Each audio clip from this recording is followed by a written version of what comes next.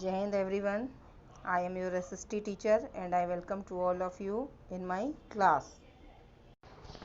Students, today I am going to explain chapter 12. It is geographic chapter. Chapter name is Distribution, Utilization and Conservation of Resources. In this chapter, we will study about location and distribution of resources. Students, now we will study about natural vegetation regions. Classification of vegetation regions. इन प्राकृतिक वनस्पतियों को कितने भागों में विभाजित कर सकते हैं, अब हम उनके बारे में समझेंगे. Excluding the Himalayan vegetation, there are 4 main or major natural vegetation regions in India. First is the tropical rainforest. Second one, the tropical deciduous monsoon forest. Third is the thorn forest and scrub or thorny forest. Fourth is the tidal forest. And now we will study about everything. Tropical rainforest. These forests grow in areas where rainfall is more than 200 centimeters. They include the tropical semi-evergreen forests and tropical evergreen forests. The trees do not have any particular seasons to cast off their leaves. The forests are also known the archetypal rainforests.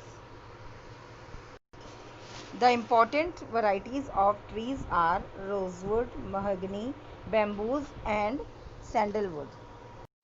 Tropical rainforests are found on the slopes of the Western Ghats and northeastern regions of Arunachal Pradesh, Meghalaya, Assam, Nagaland, Tarai areas of Himalayas and Andaman and Nicobar Islands.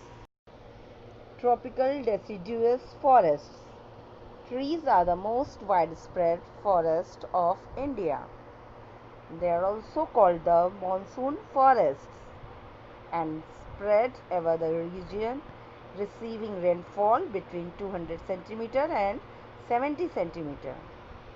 Trees of these forest type shed their leaves for about 6 to 8 weeks in dry summer. The thorn forests and scrubs. In region with less than 70 centimeter of rainfall, the natural vegetation consists of thorny trees and bushes. This type of vegetation is found in the northwestern part of the country, including semi-arid areas of Gujarat, Rajasthan, Madhya Pradesh, Chhattisgarh, Uttar Pradesh and Haryana. Acacias, palms, euphorbias and cacti are the main plant species. Trees are scattered and have long roots penetrating deep into the soil in order to get moisture. The stems are succulent to conserve water. Leaves are mostly thick and small to minimize evaporation. These forests give way to thorn forests and scrubs in arid areas. Tiger, lion, wildebeest, horses and camels. Students, now we will study about the conservation of forests. बच्चों, अब हमें ये समझना बहुत ज़रूरी है कि forest यानी जंगल वाले प्रदेशों को हमें कंजर्व करना, सुरक्षित करना क्यों ज़रूरी है. During the last few decades, rapid destruction of forest has led to ecological imbalances. The reasons behind this loss of forest cover are not hard to find. Our increasing demand for living space, fuel, wood and cultivable land has caused large scale deforestation. बच्चों, हम लोग की आबादी घनी होती जा रही है, जिसके कारण जंगल प्रतिदिन काटे जा रहे हैं, जिसके कारण हमारे देश में पेड़ पौधों और वन प्रदेशों की कमी होती जा रही है. और जिसका सीधा असर हमारे इन्वायरमेंट पर पड़ता है। तो उसे बचाने के लिए अपने वन प्रदेशों में रहने वाले पशु पक्षियों और विभिन्न प्रकार की वनस्पतियों को बचाने के लिए और अपने वातावरण को शुद्ध बनाए रखने के लिए हमें फॉरेस्ट का कंजर्वेशन करना बहुत ज़रूरी है। Now we will study some important steps for conserving forest are as below.